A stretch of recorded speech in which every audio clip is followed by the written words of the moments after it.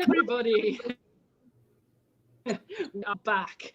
So we're just about to speak about 9 questions that we're giving to 9 of our Emerald members, all about spiritual awakening. So we're just waiting for the comments to come up on the screen.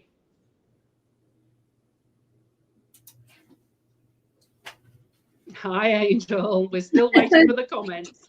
Hello, hello. So wonderful to be here.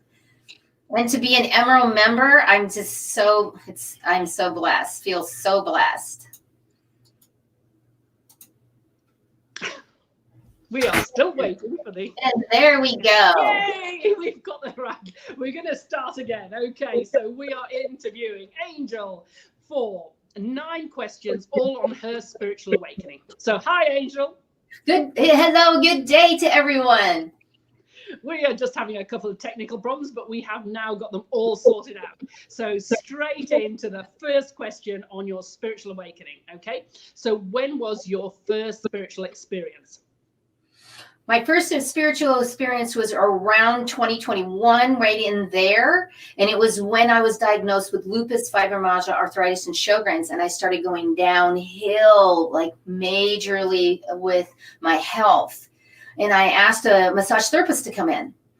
And when she started to work with me, it started welling up because you start to rash if you put too much in movement. She said, I can't work on you. I want to do this Reiki stuff on you. And I didn't know what it was. And then when she explained energy, it was, oh, I understand this modality. But yet what I really got from it was energy and understanding energy. Mm-hmm. And how to move my energy and understanding what energy was all about. So that was a key point in my life for my first spiritual experience. Okay. Feeling when was that? Yeah, when was that?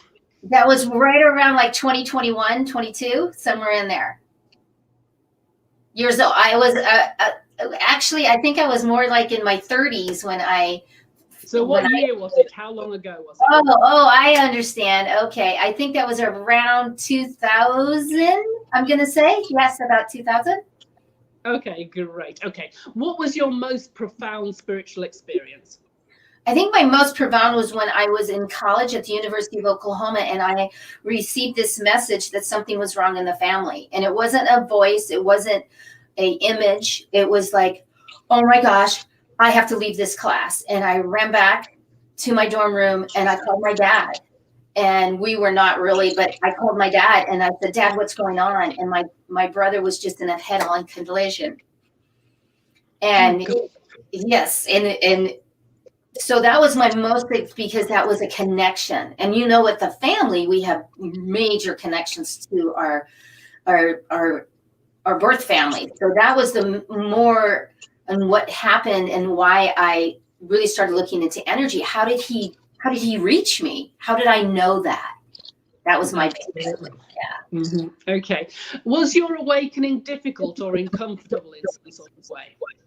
You know, it really wasn't. It was very much like it was just a flow of, oh, this is the adventure of my life. And now I know things. And I kept getting things and I would just say them, but I never saw anything or heard anything like many do. It was more just a knowing, and I would just say it and they'd go, how did you know that? Why did you just say that? Mm-hmm. And then I would show up in different places or do different things and go, I don't know why I'm here. And then everything would unfold. So I was just like, okay, it's an adventure. That's kind of my life anyway, you know, and how I teach too. Okay, what are the benefits you've had from your spiritual experience? What are the benefits?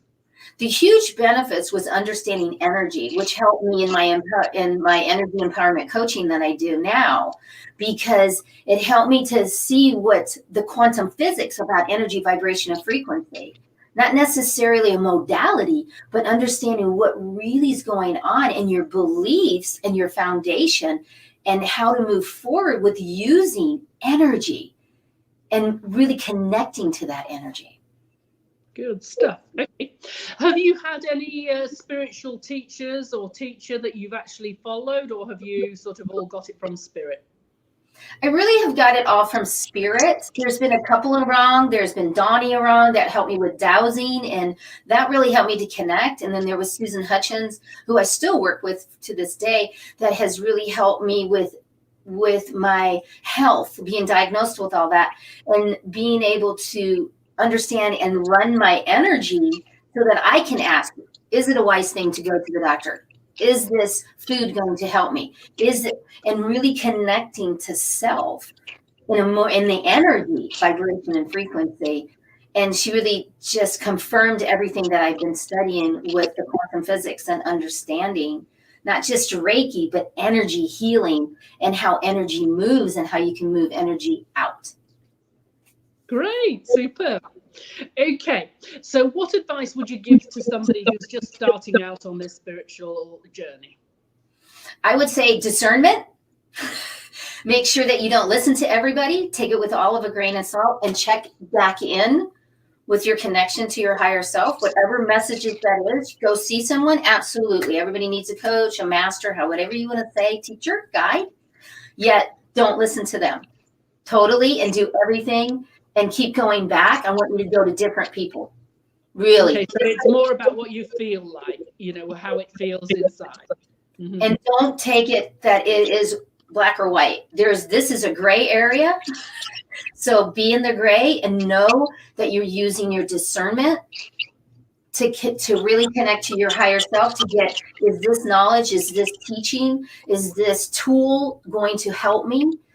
Big key, really big key, because there is so much gray area in this that it really comes from here. You're the most powerful. Don't listen to anyone, even if they have all these credentials. And I tell people that, yeah, I've been doing this for over 20 years.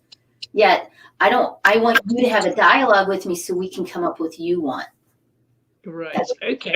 So what advice would you give to somebody who's further along on their journey? That's further along? Yeah. I think one of them is that when I get to coach people that's further along, they always go, oh my gosh, this is a great idea. I would like you to go deeper with your meditations. I would like you to take your mindset, your heart set, and your gut set and put in an alignment. And the best way to do that is to do that in meditation. But the meditation isn't, no, I want you to record your own vibrational field energy tone of your voice and record it in a meditation that is a visualization, not necessarily a meditation. Oh, no, that actually ignites every part of you to connect and record your own voice and listen to that. It will take you to a completely different level because you will be on a soul level then. Great. Okay. So what's the key lesson that stood out for you on your spiritual journey? What was the thing that you... I think the key lesson for me was to be light. And you see that I'm very light and happy. We don't have to go into the past and be all, that is not, we don't always have to go there. We can go to the past and be in joy of what we learned in a laughter, in a more higher vibration. That is the biggest key that stood out, because we want to be the victim and we want to sit and go, oh my gosh, I have to work through this. You don't necessarily have to. Why don't we just move forward? Big key. Good stuff. Yeah. And lastly, what is your favorite spiritual practice? The favorite spiritual, I have a couple of them, so I have to say, is one is the Tai Chi, because it moves energy and you actually get your breath, and that's what it's about. And it's a dance.